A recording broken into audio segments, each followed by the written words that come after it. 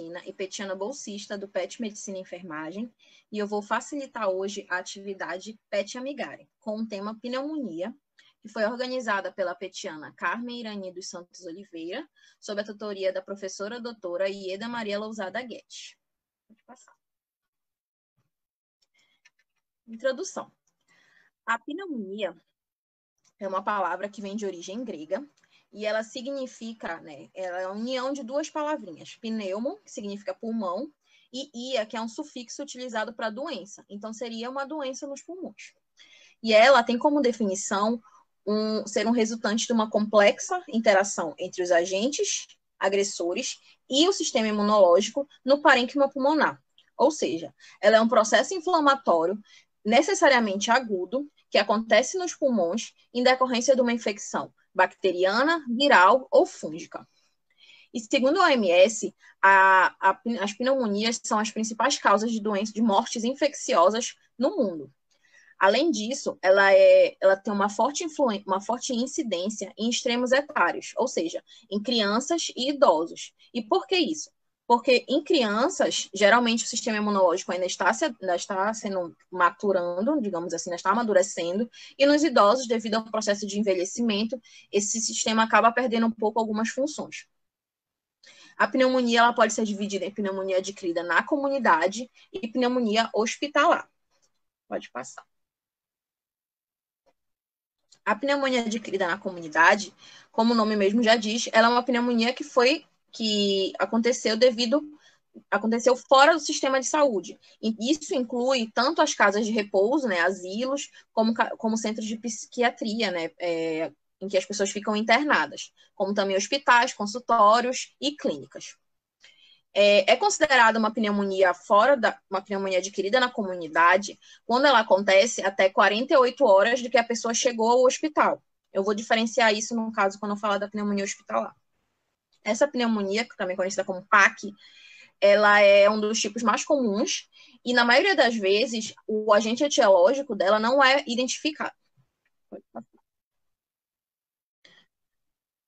Na pneumonia hospitalar, que é uma infecção que acontece devido a essa estada no serviço de saúde ou no hospital, ela só vai ser considerada como pneumonia hospitalar se a pessoa apresentar esses sintomas após as 48 horas de que deu entrada no serviço. Essa pneumonia, ela também, geralmente, quando ela é causada por bactérias, são bactérias resistentes aos antibióticos de primeira linha. Então, o tratamento para elas é um pouco diferenciado. Pode passar. Falando um pouco sobre a etiologia das pneumonias, elas são, como eu já falei, causadas por bactérias, vírus, fungos, e em algumas literaturas eles trazem os protozoários também. No caso, as bacterianas, a principal bactéria que é causadora das pneumonias é o Streptococcus pneumoniae, que ele também é conhecido como pneumococo. Mas também tem o Mycoplasma pneumoniae, tá muito pequeno de ler. A Chlamydophila pneumoniae e a Haemophilus influenzae, e também o Staphylococcus aureus, que é uma bactéria gram-positiva e que em artigos dizem que ela pode causar até 55% dos casos de pneumonia adquirida na comunidade. Outro agente etiológico são os vírus, que podem ser o influenza, o coronavírus, o parainfluenza, o adenovírus e o bocavírus. É importante falar que as pessoas que são infectadas com o vírus e desenvolvem pneumonia também podem sofrer de superinfecções. Ou seja, além da infecção com o vírus, elas também podem ser infectadas com bactérias. Isso também causa um agravamento na pneumonia e precisa ser sempre observado. Outro agente etiológico são os fungos, e é importante citar o Pneumocystis carinii, que ele é um fungo que foi reclassificado como fungo, até um tempo atrás ele era considerado um protozoário, e ele é um fungo que costuma acometer principalmente pessoas imunocomprometidas. Então, pessoas que têm HIV ou algum outro tipo de doença que deprime o sistema imunológico costumam apresentar pneumonia relacionada a esse Pneumocystis carinii. Pode passar. Falando sobre a fisiopatologia, a gente precisa falar primeiro sobre as vias de acesso, a entrada desses micro-organismos no nosso corpo. A primeira são as vias aéreas, que são através da microaspiração ou aspiração de secreções com partículas contaminadas. Então, aqui nessa imagem, temos um meio, né, um metrô, um ônibus, em que várias pessoas estão ali, e a gente consegue observar os vários micro-organismos que estão desenhados na figura e que estão ali naquele meio, mas que muitas vezes nós não conseguimos observar a olho nu. E isso acaba facilitando a entrada deles no nosso corpo. Como nós aprendemos agora nesse período de pandemia, né, o fato de levar as mãos sem estar higienizadas a boca ou os olhos, podem trazer esses micro-organismos para nosso corpo. Outra via de entrada é a via hematogênica, em que vai ocorrer através das vias sanguíneas, né? E ela vai independer da causa inicial dessa infecção, ou por contiguidade ou continuidade a áreas vizinhas. Pode passar. Quando esses micro-organismos aderem, né, quando eles entram no nosso organismo, eles vão aderir no nosso epitélio respiratório, no caso, a oro ou a nasofaringe. E ali eles vão acabar gerando uma microaspiração, ou seja, eles vão aderir no nosso trato respiratório, e com isso a pessoa vai ficar microaspirando, como se fosse um ciclo de microaspirações desse mesmo agente. O nosso sistema respiratório, ele se subdivide, ele tem ramificações, e essas subdivisões e ramificações acabam gerando barreiras, cantos que acumulam, né, esses micro-organismos vão se acumular nessas extremidades, nessas quinas, digamos assim, e aí vai ativar o outro sistema, que seria outra barreira, que seria o aparelho mucociliar, em que os cílios e o muco vão fazer a limpeza desses locais. Outra questão também são os mecanismos imunológicos. O nosso sistema imunológico em si, as células do sistema imunológico, as imunoglobulinas que vão atuar para evitar que esses micro-organismos cheguem até os alvéolos, e também os nossos reflexos de tosse e de espirro, que através desses reflexos nós conseguimos eliminar esses micro-organismos também.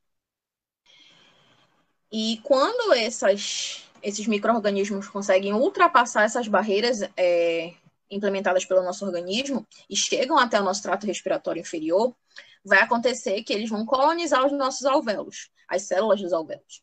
E aí, nessa imagem, mostra bem isso, um alvéolo normal, em que não tem essa secreção amarela, que aparece já na segunda foto da pneumonia, né, em si, que os alvéolos possuem esse exudato inflamatório. E esse exudato inflamatório, ele é decorrente dessas respostas imunológicas, e ele acaba dificultando o processo de troca gasosa. Então, pode gerar uma hipoxemia ou uma hipercapnia, no caso, um aumento do acúmulo de CO2 no nosso organismo. Pode passar. Já na pneumonia hospitalar, é importante falar de alguns fatores que acabam influenciando também nesse processo, né, de infecção. Nesse quadro do Veronese, ele traz alguns desses fatores e o mesmo processo que eu já expliquei anteriormente vai acabar acontecendo. Mas é importante citar que as pessoas têm os seus fatores próprios do hospedeiro, né? Que são fatores que vão designar ou não se ela vai ter essa doença, se vai desenvolver a doença, como ela vai desenvolver a doença, e os fatores externos que podem ser associados a eles. Temos os antimicrobianos, que elas já fizeram uso ou fazem uso, né? Se elas tomam algum outro tipo de medicamento, se tem algum tipo de comorbidade. Se elas já passaram ou passam por algum tipo de cirurgia, se ela utiliza algum tipo de dispositivo invasivo, como são esses equipamentos de terapia respiratória e anestesia que estão sendo utilizados nessa pessoa, né? É muito comum acontecer nas pneumonias hospitalares estarem relacionadas à ventilação mecânica. Então, os aparelhos de ventilação mecânica precisam sempre ser bem esterilizados, o manuseio desses aparelhos também, desses mecanismos também que são utilizados, e aí ele coloca como acontece essa contaminação desses meios lá no meio hospitalar. Essa contaminação acontece por conta do manuseio das pessoas que estão trabalhando com eles, já que elas não realizam uma esterilização das mãos, das luvas, dos EPIs. Pode ser também uma esterilização inadequada dos próprios aparelhos, uma limpeza inadequada, ou uma limpeza com água ou soluções que estão contaminadas. Isso pode acontecer. Todos esses fatores podem gerar a microaspiração ou a inalação desses micro-organismos, gerando uma colonização, né, da orofaringe, e assim vai gerar todo aquele processo até chegar à pneumonia, que já foi explicado anteriormente. Pode passar. O diagnóstico da pneumonia, ele costuma associar três fatores. A clínica, né, o que aquele paciente está apresentando, os exames de imagem e os exames laboratoriais. Então, para definir que é uma pneumonia, tu podes associar esses três fatores. Primeiro é a clínica. Quais são os sintomas que essa pessoa costuma apresentar? Os sintomas mais comuns de pneumonia são os quadros de tosse, que podem ser com ou sem expectoração, a dispneia, né, que é a falta de ar, a febre e a dor torácica. Mas também podem aparecer outros sintomas, como a dor pleurítica, que é muito comum no derrame pleural, as mialgias, né, as dores no corpo, dores musculares, a anorexia e a fadiga muscular também. A pessoa também, não somente muscular, mas a fadiga da pessoa não conseguir, ela relatar que ela não consegue fazer as atividades sem ficar muito cansada. Pode passar. No exame físico, é importante observar na palpação como está o frêmito tóraco-vocal dessa pessoa, se ele está aumentado, é importante ficar atento, porque o que seria isso? Quando vai fazer a palpação, né, verificar tanto do lado direito quanto do lado esquerdo, pedir para o paciente falar, aquele famoso 33, e verificar se tem um aumento dessa vibração. Caso essa vibração aumente, isso é um sinal de consolidação naquele local, então significa que pode ter um processo pneumônico. Na percussão, é importante observar se o som vai sair maciço ou submaciço. Na ausculta, verificar como está o murmúrio vesicular. Se ele tiver diminuído, é um fator que pode determinar a pneumonia. As crepitações, se tem presença de estertores. O sopro tubário também é comum. A broncofonia e a egofonia. O que seria a broncofonia?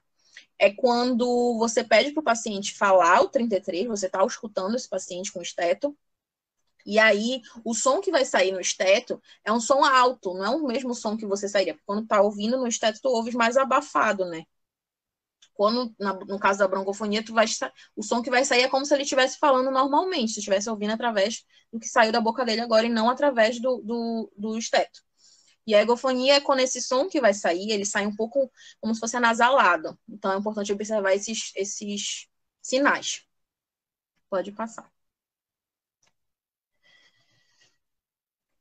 No raio-x, ele é um exame essencial para o diagnóstico da pneumonia, porque ele pode tanto auxiliar no diagnóstico, como também no processo de como está o tratamento, se o tratamento está evoluindo ou não. Ele não é tão eficiente para mostrar melhora, mas ele é bem eficiente para mostrar se teve alguma complicação ou não. Nessa imagem, nós temos a imagem A e a imagem B, os dois pacientes estão com pneumonia.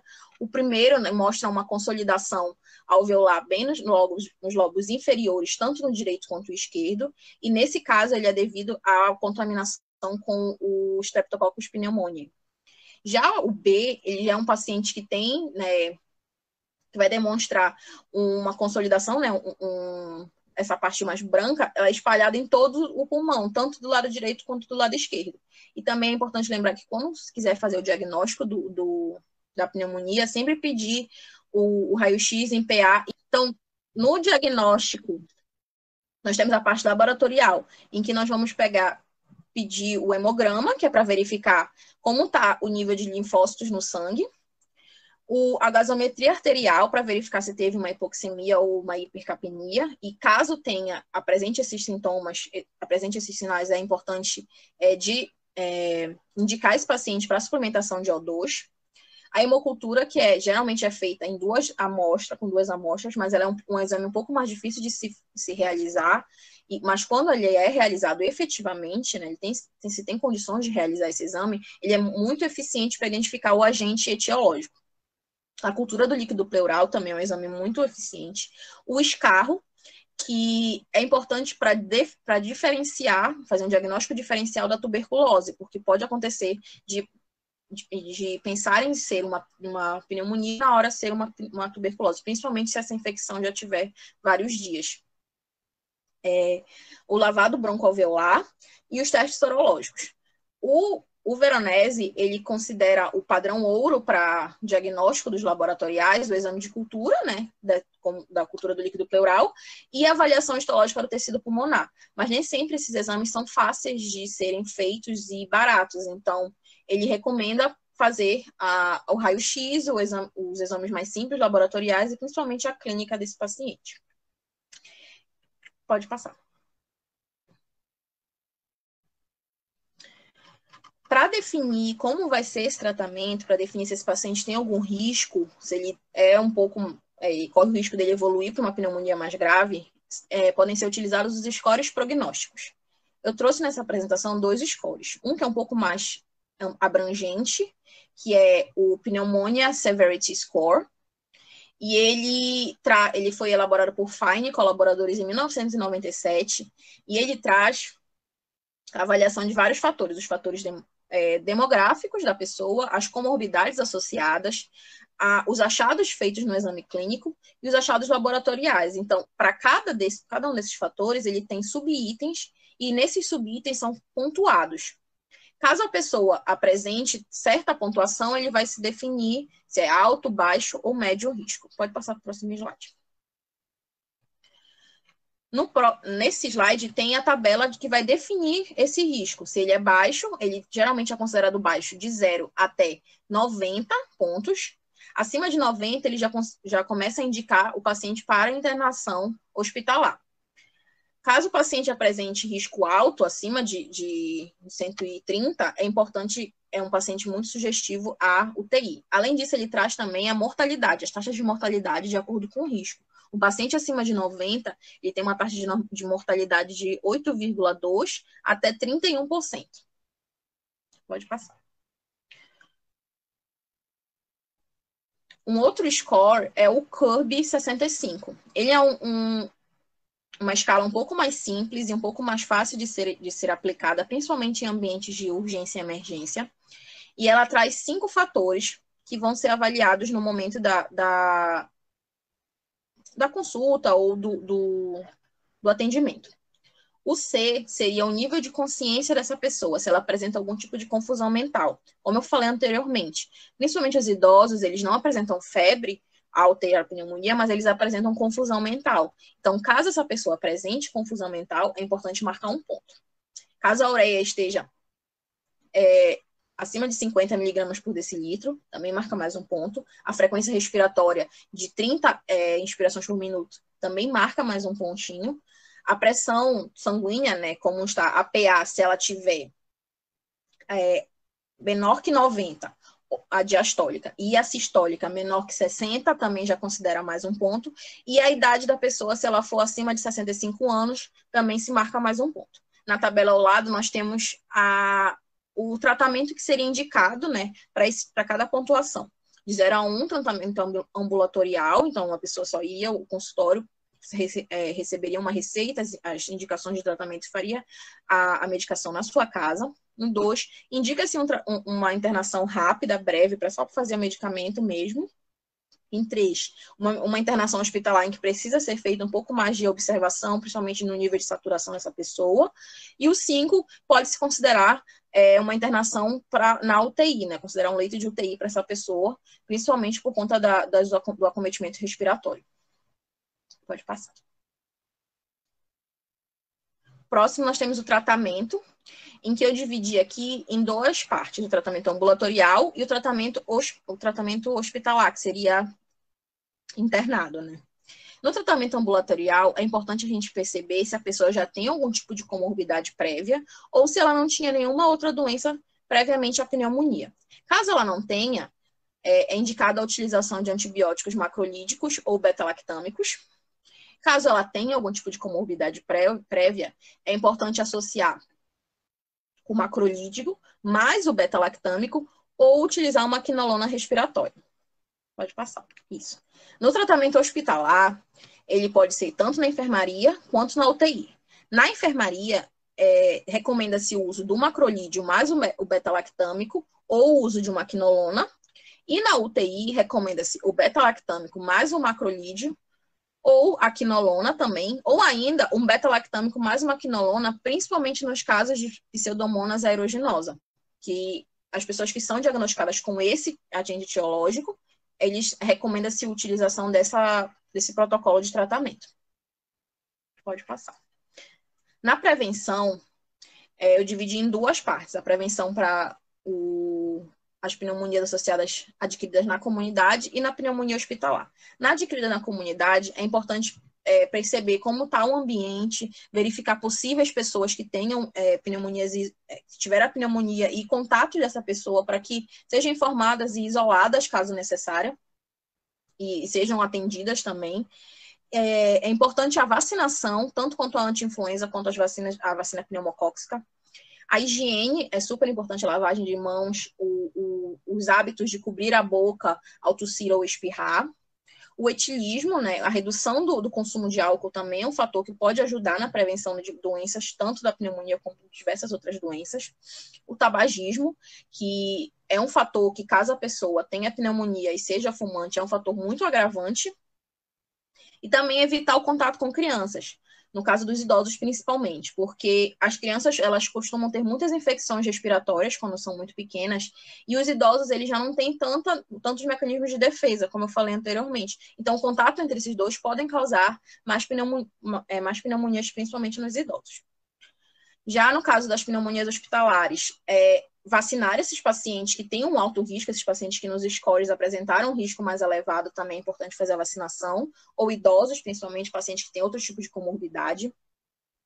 Fazer a prevenção, no caso, prevenir esse tempo de infecção e o tempo de internação da pessoa. No caso, a pessoa está na UTI, fazer o possível para diminuir o tempo da sedação e também a extubação precoce, porque, como eu falei, a ventilação mecânica é um agente, é um fator que leva a muitos micro-organismos para dentro do nosso corpo, já que ela está diretamente ligada no nosso sistema respiratório. É importante tratar essa infecção, mesmo sem saber ainda qual é o agente etiológico que está causando. Então, é muito importante primeiro frear essa infecção, mesmo antes de direcionar esse tratamento. Outro fator é incluir esses pacientes que estão no hospital e que estão infectados com bactérias multiresistentes, fazer o possível para evitar o contato deles com outras pessoas. E assim como na pneumonia adquirida na comunidade, a higiene e a asepsia também são essenciais, principalmente no ambiente hospitalar, em que muitos micro-organismos e muitas pessoas estão passando por ali o tempo todo. Pode passar. Eu trouxe esse artigo porque ele fala um pouquinho sobre a pneumonia associada à Covid-19. Ele é um artigo do ano de 2020 e ele foi elaborado numa cidade da península de Anhui, na China, em que os autores decidiram comparar pacientes que tiveram a pneumonia, que têm a pneumonia no momento do estudo, que estavam com pneumonia e foram diagnosticados com Covid, e pacientes que tiveram pneumonia, mas não foram diagnosticados com Covid. Para isso, eles fizeram testes, mais de 2 testes em cada paciente, em dias diferentes, para confirmar o diagnóstico deles. E, ao final, eles tiveram uma amostra de 34 pessoas, sendo 19 pacientes diagnosticados com Covid e 15 sem Covid. Com isso, o que eles puderam trazer de resultados, apesar de uma amostra ser bem pequena. Os principais sintomas que esses pacientes apresentaram foram a febre e a tosse, como nos dois grupos. Os 2 grupos apresentaram esses sintomas em comum. No caso do grupo com Covid, outros sintomas que ficaram relacionados foram a dor de garganta, a fadiga e a diarreia, e a dor no peito. No grupo sem Covid, foi muito prevalente a dor de garganta e a diarreia. Outro fator que ele coloca no artigo foram no exame de laboratoriais, em que os 2 grupos apresentaram uma diminuição no número de linfócitos e um aumento no número de neutrófilos. Além disso, esses 34 pacientes que participaram da pesquisa, eles não evoluíram para uma infecção, para uma pneumonia mais grave, ou então vieram a óbito. Todos conseguiram realizar o tratamento e tiveram a cura. Mas os autores deixaram muito importantes evidenciar o fato de que esses pacientes, mesmo após a cura, eles precisariam fazer um acompanhamento psicológico por conta da ansiedade que eles demonstraram durante o processo de tratamento. E isso acabou trazendo sequelas, podem trazer sequelas para eles no decorrer da vida. Pode passar. O que eu queria mostrar mesmo desse artigo foi essa imagem, que são tomografias de 4 pacientes que foram estudados nesse artigo. E ela está dividida em 6 partes, 6 laminazinhas, digamos assim. O A, B e C é de um paciente, homem, de 43 anos, em que ele estava com Covid. Os 4 pacientes foram diagnosticados com Covid. E mostra a evolução desse paciente do dia 1, após o início dos sintomas, até o dia 6. E é importante observar nessa tomografia essas manchas e esse padrão de vidro fosco que aparece principalmente no lobo inferior direito desse paciente, e o quanto ela evoluiu, né, no 6º dia para o lobo superior. Já a imagem D e E é uma mulher de 56 anos, em que ela mostra essas mesmas manchas, umas manchas mais evidentes, né, bilaterais, nesse padrão de vidro fosco também. Só que no caso dela, são manchas que apareceram no 2º dia, após o início dos sintomas, da percepção dela do início dos sintomas, até o 4º dia dessa evolução. Então, percebe-se uma evolução mais rápida no caso dessa mulher. Paciente 3 é uma mulher também de 52 anos, em que a imagem F e G são dela. Nessa imagem, também pode-se observar os mesmos padrões de vidro fosco, mas no caso dela, elas já apareceram do 9º dia até o 15º dia da doença. E o H e o I também é outro paciente, só que nesse caso de 66 anos, em que ele teve algumas manchas nesse padrão de vidro fosco, mas elas já apareceram no 6º dia de evolução da doença. O que eu quis dizer com essas imagens, que apesar de ser o mesmo agente etiológico, né, o coronavírus, cada paciente mostrou uma evolução diferente. Alguns demoraram mais para apresentar esse tipo de mancha, esse tipo de padrão no pulmão, esse tipo de consolidação e comprometimento do pulmão, e outros demoraram menos dias. Então, apesar de ser o mesmo agente, é uma doença que ainda tem muitas dúvidas na sua evolução e nos seus mecanismos de como ela acontece, e é importante ressaltar a sua prevenção, evitar o contágio dessa doença, principalmente porque não se tem ainda um medicamento efetivo e a vacina para ela. Então, quanto mais forem feitas as campanhas, quanto mais forem realizadas os métodos de prevenção, vai ser mais eficiente para evitar que pessoas venham a ter esse tipo de doença e venham evoluir para casos mais graves ou até mesmo ao óbito. Pode passar. Essas foram as referências que eu usei para fazer essa apresentação, e muito obrigada.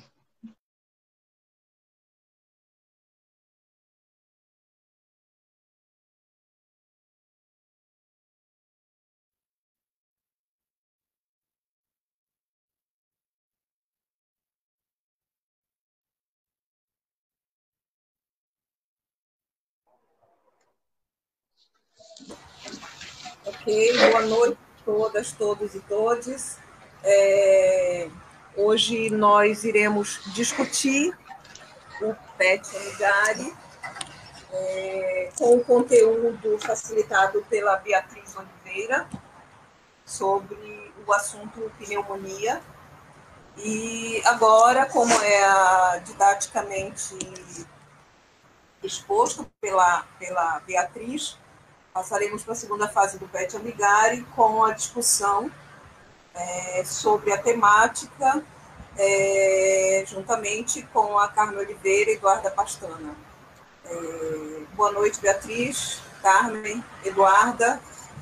Vamos, então, abrir a discussão. Gostaria de chamar a Carmen, então, para assumir aí o direcionamento, que ela está como organizadora deste PET Amigari, para que a gente possa tornar esse espaço um espaço de aprendizagem de competências para as petianas que estão envolvidas. Com você, Carmen. Boa noite a todos e a todas e todes. Primeiramente, eu gostaria de parabenizar a Bia pela apresentação, foi muito proveitosa e muito didática também. Elucidou algumas questões que surgiram.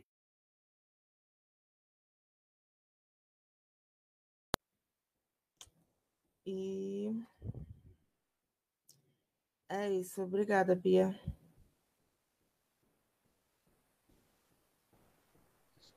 Boa noite a todas e todas e todes. Obrigada, Carmen. Eu espero que eu tenha conseguido trazer um pouquinho do que era nosso principal objetivo, né? Falar sobre a pneumonia. É um assunto vasto, então, apesar de ser um assunto que eu consegui colocar em 20 e poucos minutos, mas ele tem várias subdivisões. Inclusive, no livro, ele é dividido em 2 capítulos, um falando só sobre a pneumonia adquirida na comunidade e um falando só sobre a pneumonia hospitalar, então teria que ter muito mais tempo para se discorrer mais detalhadamente sobre o assunto. Não sei se alguém tem pergunta, se vocês querem comentar alguma coisa, se tiveram alguma dúvida, se viram alguma informação diferente, gostariam de falar. Eu estou um pouco sem voz, não sei porquê, mas é isso. Eu não sei se a Eduarda quer falar alguma coisa ou a Carmen ainda.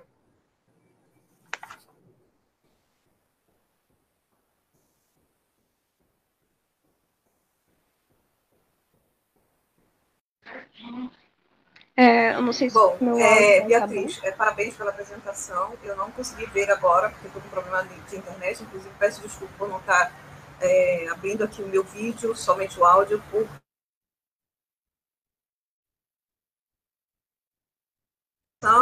né? Acompanhei a sua apresentação, não hoje, mas na gravação. E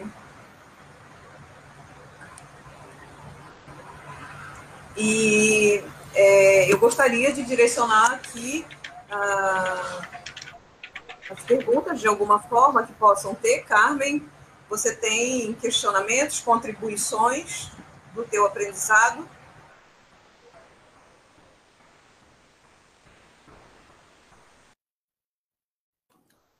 Tenho sim.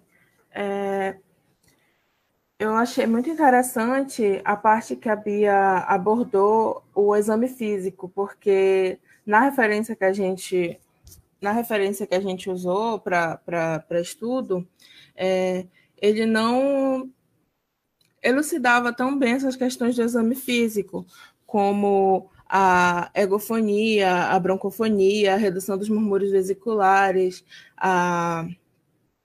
o frêmito tóraco-vocal aumentado, e eu achei isso muito legal porque são coisas que fazem parte do nosso dia a dia. Como acadêmica de enfermagem, quando a gente realiza as consultas de enfermagem, isso é bastante útil, principalmente na atenção primária à saúde, e eu achei muito interessante essa abordagem, por conta de não ser tão difundida assim. Eu, por exemplo, li alguns artigos, vi algumas videoaulas e não encontrei essas informações tão facilmente. Outra coisa que eu gostaria de ressaltar é o CURB 65, que ele dá relevância a essa doença, porque ela é uma das maiores causadoras de morte no Brasil e no mundo, e ter um critério de avaliação de risco de mortalidade, ele é muito importante principalmente porque ela atinge os extremos de idade, né?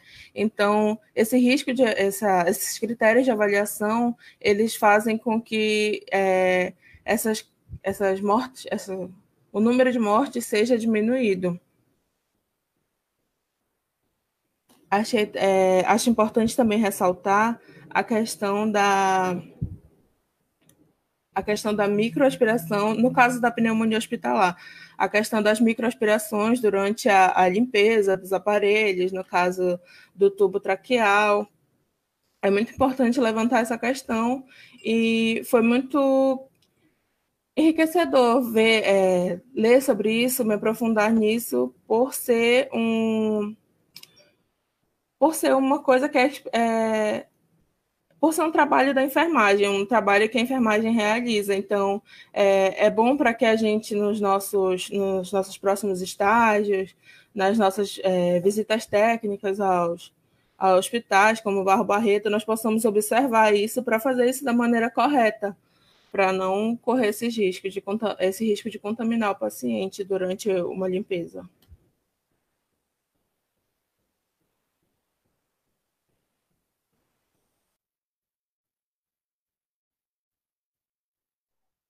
Ok, Carmen. Obrigada pelas suas contribuições. Eduarda, você gostaria de fazer alguma observação a respeito do teu aprendizado com o conteúdo? Perguntas, indagações, contribuição? Oi, eu não sei se o áudio está bom porque eu estou sem fone, mas primeiramente eu gostaria de parabenizar a Bia, né, pela apresentação. Ela foi bastante didática, trouxe os elementos essenciais que a gente precisa ter conhecimento dentro da área da saúde, né? A manifestação clínica, como é que é esse quadro epidemiológico. Ela trouxe a prevenção, o tratamento. Então, eu acho isso muito importante. Uma das coisas, assim, que eu acho interessante, que foi justo essa questão que ela falou sobre a microaspiração, né? Que é muito recorrente dentro das unidades do TI, que a Carmen acabou de comentar. Justo porque aquele paciente que ele está entubado, ele está naquela situação que está inconsciente, às vezes acontece involuntariamente, né? De ter essa aspiração de pequenos conteúdos, de certas secreções, e isso pode causando uma infecção, complicando uma pneumonia, etc. E assim, uma experiência assim que eu tenho, que quando eu comecei sobre pneumonia me deu muita curiosidade, foi que a pneumonia ela tem certos mitos. Um deles é sobre a questão sobre engolir essas secreções, esse catarro. Se ele causaria algum dano, se ele causaria a pneumonia. E uma coisa que eu li que acho que foi importante, algo que eu devia ter corrido atrás antes, é que engolir essa secreção ela não traz nenhum problema, ela não causa pneumonia, né? Mas é importante expelir essa secreção, ela não pode ficar lá. Ela pode causar muitos danos. E assim, há certas medidas que. Agora melhorou. Há certas medidas, como, por exemplo, o uso de chás e outras coisas, que elas têm ação expectorante que podem auxiliar. Certas crianças, elas não sabem, né, fazer essa expectoração, tem certa dificuldade. E para além de usar outros medicamentos, né, além dos antibióticos, etc., ter essas alternativas de terapia complementar pode ser muito interessante. Eu acho que essas, tipo assim, foram as informações complementares que eu achei que foi mais legal, assim, de estar compartilhando com vocês. Você não tem nenhuma pergunta, então? No momento, não. Carmen, até mandei um áudio para você, estava cortando às vezes a tua fala, eu não sei se você fez apenas perguntas ou apenas...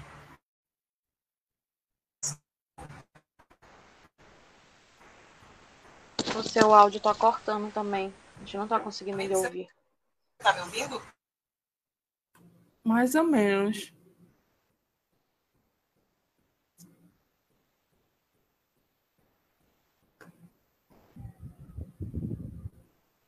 Não está saindo o seu áudio.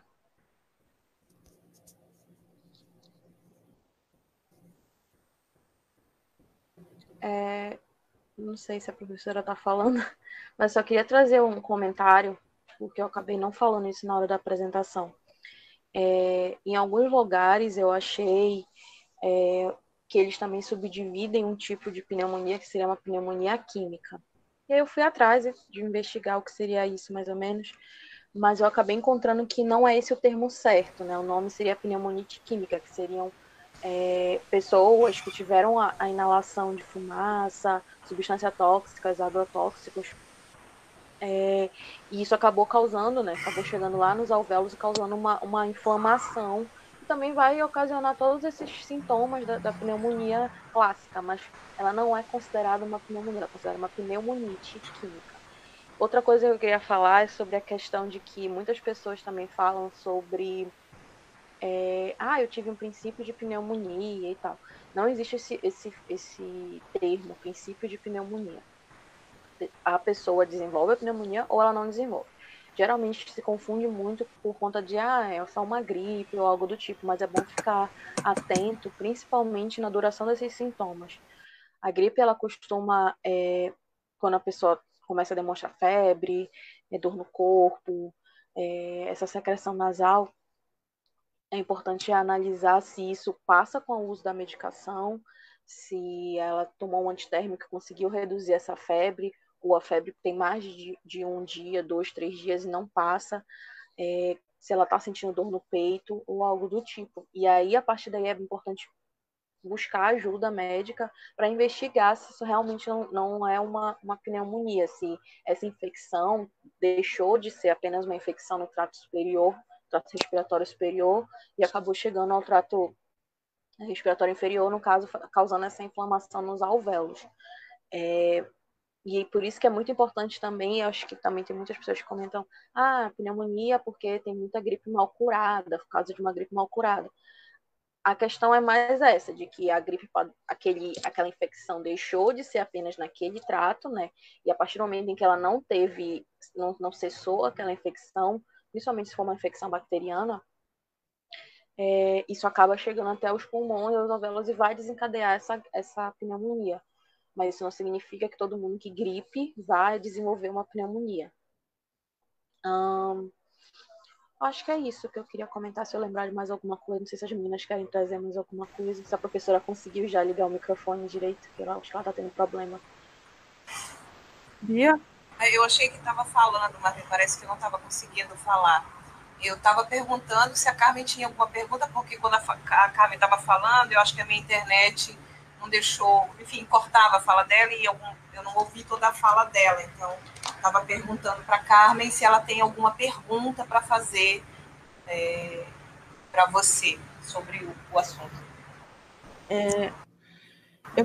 Eu queria saber, Bia, sobre o diagnóstico laboratorial. O Veronese ele aponta o escarro como padrão ouro, mas nem todas as vezes é possível fazer essa coleta de uma forma efetiva. Eu queria saber se tem alguma outra forma algum outro exame laboratorial que seja tão indicado quanto.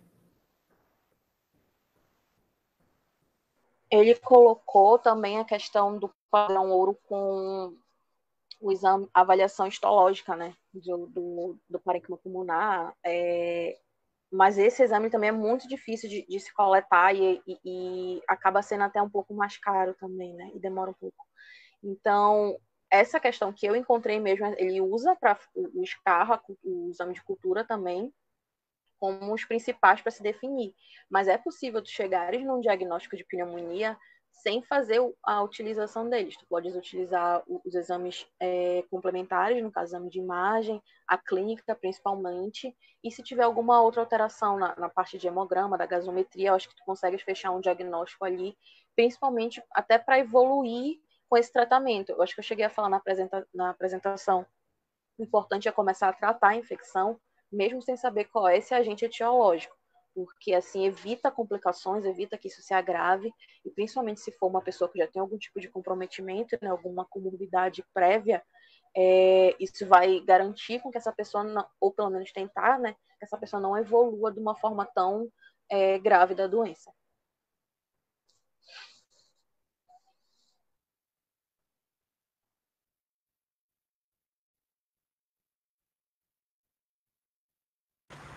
Essa coisa do padrão ouro é que o ideal é que, não é com relação à acessibilidade, ser acessível, que o ideal para o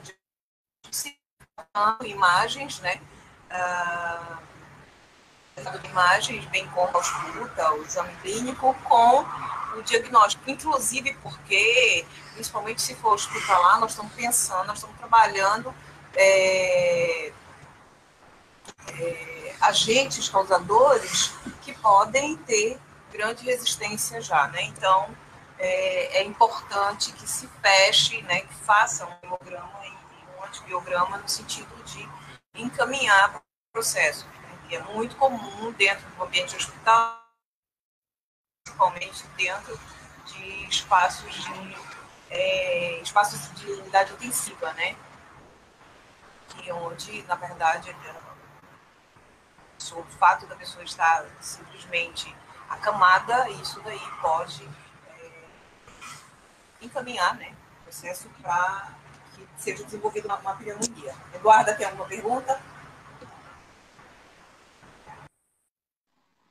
Ainda falando sobre diagnóstico, né? É possível fazer o diagnóstico por imagem da radiografia e da tomografia. Eu gostaria de saber, tipo assim, se há algum problema em fazer diretamente a tomografia, entendeu? Às vezes é uma prática em alguns locais que ocorrem. Eu queria saber só se há algum problema, Bia.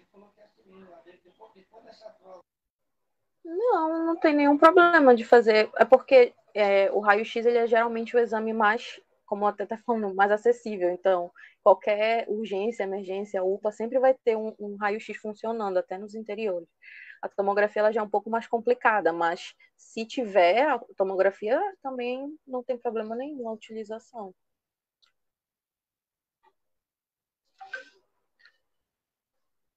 Mais alguma pergunta, Carmen, Eduarda? Então vamos passar as suas conclusões, a fala final aí, Bia, as suas conclusões e alguma contribuição que você acha que seria importante deixar mais. Enfim, acho que você falou bastante coisa, mas de repente você tem alguma coisa aí, você trouxe, por exemplo, alguns comentários ainda agora há pouco, importantes, e faça então a sua discussão aí, enfim, as suas considerações finais, por favor. Acho que principalmente no momento em que a gente vive, acho que a gente já está falando muito sobre isso, a gente trouxe esse tema de doenças infecciosas que estão no trato respiratório justamente pelas condições em que estamos vivendo. E eu acho que é essencial que dessa apresentação, principalmente as pessoas que não são da área da saúde, que apenas estão assistindo isso para ter informações sobre o assunto, que fique os cuidados da prevenção. Eu falo na apresentação sobre a questão da vacinação, que é importante a questão da higiene, que também é algo que tem que ficar elucidado na nossa vida, tem que ser permanente, principalmente no meio hospitalar. É muito importante, como a Carmen falou, nós, como futuros profissionais da saúde, zelarmos por essa higiene, por essa cultura de que tudo que a gente está fazendo, todos os procedimentos que a gente vai fazer, sejam eles invasivos ou não, eles precisam ser feitos com segurança, e para isso a gente precisa ter uma higiene, precisa ter a esterilização das nossas mãos, dos aparelhos, de tudo que a gente vai utilizar para não levar nenhum agente, nada que seja nocivo a essas pessoas que estão no hospital. Da mesma forma que a gente também não pode trazer aquilo para nossas casas. Então é sempre bom atentar para isso. Prestar atenção nos sintomas e nos sinais, como eu falei, caso essa gripe ela não passe com a utilização dos antitérmicos, utilização das medicações indicadas para a gripe. Se estiver tendo algum tipo de dor no tórax, principalmente dificuldades para respirar demais, é sempre bom procurar um atendimento de urgência e emergência, uma UPA próxima, para tentar verificar se isso não evolui para uma pneumonia, né? Se isso não é um caso mais grave. Acho que é isso. Não sei se tem alguma dúvida. Se tiverem alguma dúvida, as pessoas que forem assistir esse vídeo depois podem deixar aqui com a gente nos comentários, que na próxima a gente pode responder. Não sei se alguém ainda quer falar mais alguma coisa ou perguntar mais alguma coisa. Mas era isso. Eu espero que eu tenha trazido um pouquinho da informação para vocês, colocado um pouquinho assim, elucidado um pouquinho sobre o que é a pneumonia, principalmente. E é isso. Muito obrigada a todos e todas e todos que estavam assistindo, as meninas, a professora, por toda essa discussão. Com certeza. Consideração, parabéns de novo pela tua facilitação. Importante nesse momento, como você pontuou, muito importante, né, nessa situação de pandemia. E sem dúvida nenhuma, fez um excelente trabalho. E aí, com isso, a gente encerra, portanto, a transmissão por hoje. E obrigada a quem está.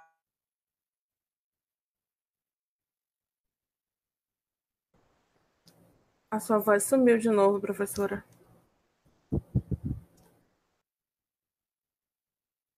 Eu acho que ela agradeceu o pessoal do Rondon, né, o Thales, que está transmitindo. Obrigada, Thales, pela gravação também. A todo mundo. Acho que era isso que ela ia agradecer, porque sumiu a voz dela.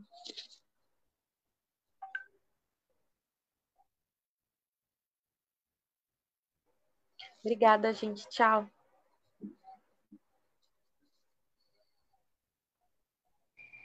Tchau, boa noite a todos.